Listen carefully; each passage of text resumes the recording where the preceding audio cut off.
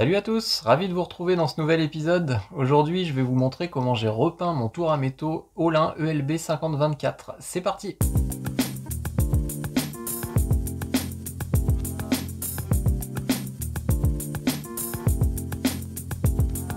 Alors, quand j'ai récupéré mon tour à métaux, je n'avais pas prévu de le peindre initialement, et c'est ce que j'avais dit d'ailleurs dans le premier épisode de cette série. Mais petit à petit, j'ai remarqué des petits défauts qui vraiment ont dépassé mon seuil de tolérance, notamment la peinture qui n'avait pas été refaite derrière la porte de l'armoire basse, de la peinture qui débordait sur les plaques signalétiques, sur les barres même du tour. Voilà, plein de petits détails qui ont fait qu'à un moment donné, j'ai craqué. Je me suis dit, tant qu'à faire, je vais repeindre ce tour. Et ça me permettait également de le démonter, de le réviser complètement. Donc voilà pourquoi je me suis lancé. Quand j'ai voulu poncer la partie inférieure du tour, je me suis aperçu qu'en fait, il y avait eu de la peinture qui avait été appliquée sur une matière assez épaisse. Et je me suis aperçu que cette matière, c'était quelque chose qui s'apparentait à de la crasse ou à du goudron. Alors je me suis quand même étonné de ça, je me suis dit c'est pas possible quand même qu'on ait pu peindre sur de la crasse, surtout sur une telle épaisseur de crasse. Donc il y avait forcément une raison pour ça. Alors je pense avoir trouvé l'explication sur un forum. Il semblerait que c'est pour atténuer les vibrations dans la partie inférieure, puisque cette partie inférieure en fait c'est une grosse boîte en métal. Donc cette boîte en métal, sous l'effet de vibration, elle peut avoir vraiment un effet de caisse de résonance. Alors évidemment, pour repeindre cette pièce, je ne me suis pas amusé à remettre de la crasse.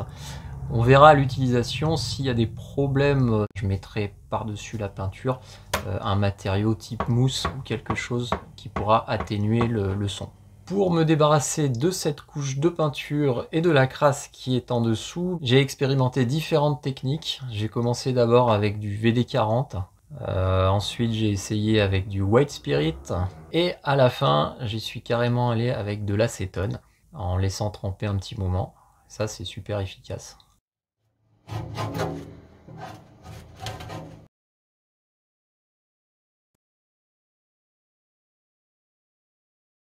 Alors tout ça a été fait avec un masque de protection contre les vapeurs et avec ma turbine qui ventilait l'atelier à fond.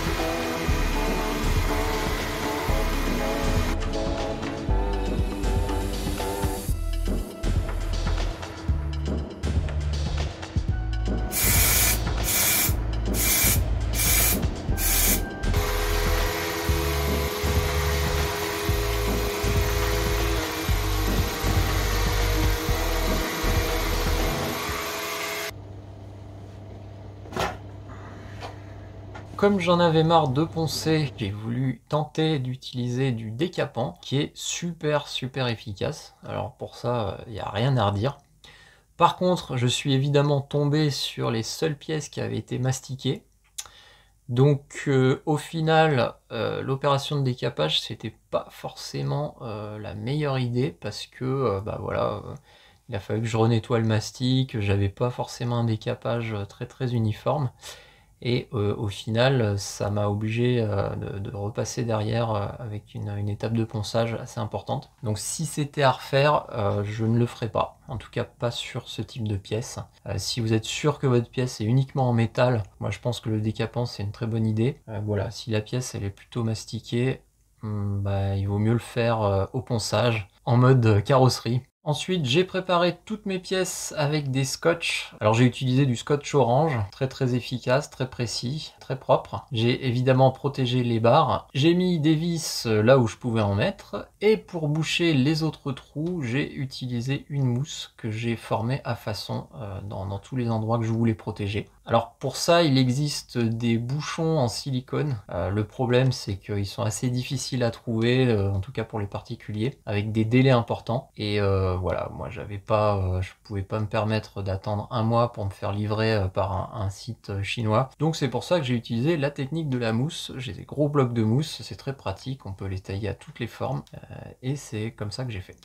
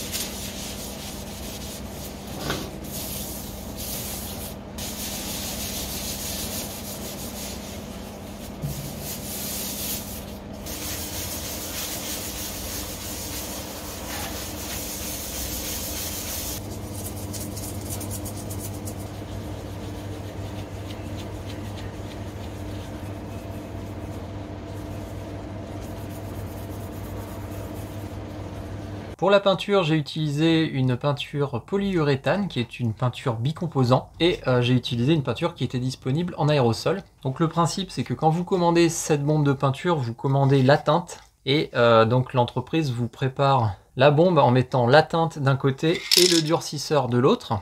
Donc quand vous recevez la bombe, la teinte et le durcisseur sont dans deux récipients séparés. Et vous avez donc dans le bouchon un percuteur qu'il faut venir mettre de l'autre côté.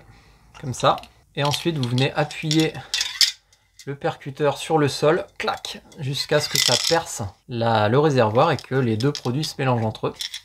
Donc il faut secouer 2-3 minutes avant de percuter et puis 2-3 minutes après avoir percuté. Et ensuite vous avez 24 heures pour utiliser le mélange. Alors on peut acheter ce type de produit séparément, c'est-à-dire la teinte et le durcisseur, et faire un mélange et mettre ça dans un pistolet de peinture. L'avantage de la bombe aérosol, c'est évidemment qu'on n'a pas besoin de tout l'équipement, compresseur, pistolet, tout ce qui va avec. Donc on va dire pour des petites quantités, c'est super intéressant. En ce qui concerne le choix de la couleur, mon tour quand je l'ai récupéré était peint avec une teinte qui s'appelle vert mousse dans le nuancier RAL. Et voilà, ce vert me plaisait pas, je le trouvais trop sombre et clairement c'était pas le vert que j'avais en tête quand je pensais au tour Olin. Alors j'ai essayé de retrouver la couleur d'origine et je pense avoir trouvé cette couleur. Je pense qu'il s'agit du vert patine, donc c'est le RAL 6000. J'en suis pas sûr à 100% parce que j'ai pas eu de confirmation, mais en tout cas d'après les morceaux de peinture qui semblent d'origine que j'ai pu voir sur le tour à certains endroits, et avec mon nuancier, j'en suis arrivé à la conclusion que c'était cette teinte. Si vous avez des infos sur le sujet, n'hésitez pas à les partager. Alors j'ai vu dans beaucoup de forums, il y en a qui parlent du vert Reseda. Au début j'étais parti là-dessus, mais bon, je ne suis pas convaincu que ce soit le vert d'origine des tours Olin, mais encore une fois, je ne suis pas sûr à 100% de mon choix.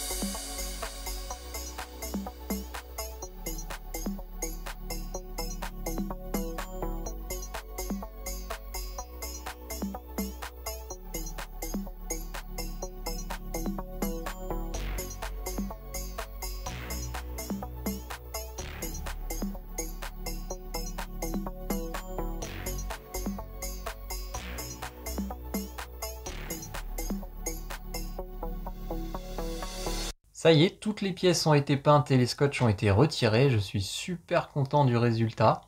Alors, évidemment, c'est pas de la finition digne d'un carrossier. On n'est pas dans la carrosserie automobile tuning. Mais je pense que pour une première expérience et pour une machine-outil, ça passe largement. En tout cas, j'ai appris énormément de choses en faisant tout ça. Et si je dois restaurer une fraiseuse, là, on sera au top. Je tiens à signaler que c'est ma première expérience dans le domaine. Je ne connaissais pas vraiment la peinture auparavant, en tout cas pas ce type de peinture. Et j'ai bénéficié des conseils d'un ami carrossier qui s'appelle Yann et que je salue et que je remercie au passage. Yann a essayé de me transférer son expérience, ses conseils, et je me suis efforcé de les suivre dans la mesure du possible. En tout cas, ça m'a bien aidé dans mes choix. Je vais pouvoir remonter ce tour, là ça va être la partie super agréable, et j'ai hâte de pouvoir faire mes premiers copeaux. Je vous remercie d'avoir suivi cette aventure, d'avoir regardé cette vidéo jusqu'au bout, et je vous dis à très bientôt. Salut!